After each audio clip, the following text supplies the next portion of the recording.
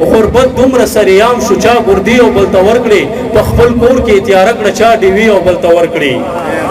څوک سحر مکتب ته لاړ شي څوک سحر بوجۍ راواخلي په کوڅو کې کباړ ګوري ژوند د درد سلګۍ راواخلي دا چې ما او تا ژړېږو دا چې ما او تا ختمېږو دا چې ما او تا ځورېږو د دې شا چې د چا لاس دی دا چې ما او تا ختمېږو دا مو خوښ د کام بادار دي کاغذونه مې پکار دي یو نوی نظم مې لیکلی دی دا چا خبره واوره دا زما د وطن حال دی هر پښتون د و غلام دی د دغه نظمونو نه پس ته بل نظم ما لیکلی دی چې هغه مې په بل ټاپک لیکلی دی د نظم عنوان دی کاغذونه مې پکار دي کاغذونه مې پکار دي ژوند یو حشر دی هجوم دی محبت پکې شته کوم دی په دې دومره بیروبار کې انسانیت بېللی نوم دی څوک بېدره څوک بېکوره د غربت په خوب بیده دي د یو وخت رزق لپاره په فټپات د ښار پراته دي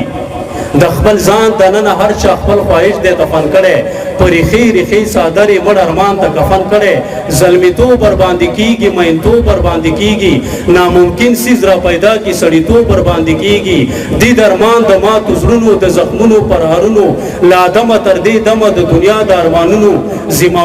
ذموار دي کاغذونه مې پکار دي کاغذونه مې پکار دي شرافت پرې خلک اخلي انسانیت پرې خلک اخلي ګناهګار به بېګناه شي عدالت پرې خلک اخلي د روپۍ سر به هم نه وي خلک شملې به ور په سر کي خان صاحب پیر صاحب او حاجي صاحب دا نومونه به هم ورکي ویلو نوم پورې ګیره تګ راتګ به پامسا کړي دا اتو کالو ماشومه به خپل ځان ته به نکاح کړي کاغذونه مې پکار دي انسانیت پرې خلک اخلي شرافت پرې خلک اخلي ګناهګار به بېګناه شي عدالت پرې خلک اخلي د روپۍ سر به هم نه وي خلک شملې به ور په سر کي خان صاحب پیر صاحب او حاجي صاحب دا نومونه به هم ورکي ویلو نوم پورې ګیره تګ راتګ به پامسا کړي د اتو کالو ماشومه به خپل ځان ته به نکاح کړي څوک ویده په لوړ محل کې په چا چت د کوټې ساسي د یو څو غټانو منځ کې د آدم لور ورته ناسي تنگ له ژوند چې هر انسان د لالهان د پریشان دی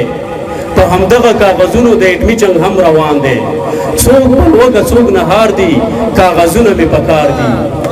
کاغذونه مې پکار دي دا د ژوند لوی ضرورت دی دا د ژوند هر یو راحت دی چې همدا در سره نه وي بیا د ژوند په ضلالت دی رور د رور نه پرې خفه دی زوی د مور نه پرې خفه دی څوک وطن پرېږدي روان چې څوک د کور نه پرې خفه دی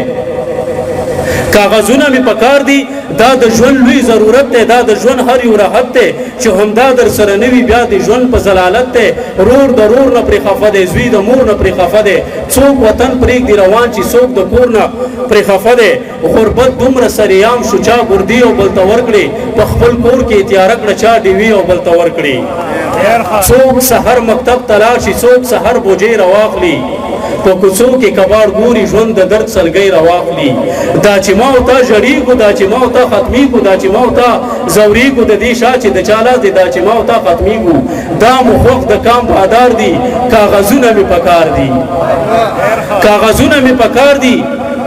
درانه خلک پرې سپکېږي او سپک خلک پرې درنېږي ټول جهان د دې غلام دی خپل پردي پرې راخپلېږي توازن د دنیا نشته تله یو خواته درانه د امیران په موضوع سر دي د غریب چپه بیړه ده التجا مې دراوړې ای زما پروردګاره د عثمان غني دنیا را د یو څو ورځو دپاره چې دنیا پرې رنګ او زنګ کړم کچکول ما د هر ملنګم څوک په لوږه لیدی نه شم دې احساس په ژوند کې تنګ کړم که د کلي که د ښار دي کاغذونه مې پکار دي ډېره زیاته مننه کوم یو غزل به ووایم غزل داسې دی چې خوب وینم د نوي جنګ د عزم تیاري کوي خلک د خپل کور په دیوالونو کې سوري کوي خوب وینم د نوي جنګ د عزم تیاري کوي خلک د خپل کور په دیوالونو کې سوري کوي څوک چې ټوله ورځ د مرغانو پنجرې جوړی تو خدای غره ته کیسې د ازادي کوي زهر می خوړلې دی هغه هم په تیزابو کې مرګ راته حیران دی چې څوک داسې خودکشي کوي زهر می خوړلې دی هغه هم په تیزابو کې مرګ راته حیران دی چې څوک داسې خودکشي کوي ستا په هر باړو د لا اله وظیفه وایما ستا په مقدسو سترګو خلک دینداري کوي ستا په هر باړه د لا اله وظیفه وایما ستا په مقدس سترګو خلق دینداری کوي ما د دې روان دور د ژوند نه راوباسا ځان راته باکره مسلسل سوال او زاری کوي ډیره زیاته بیرانی می و پکور کې دا اولنا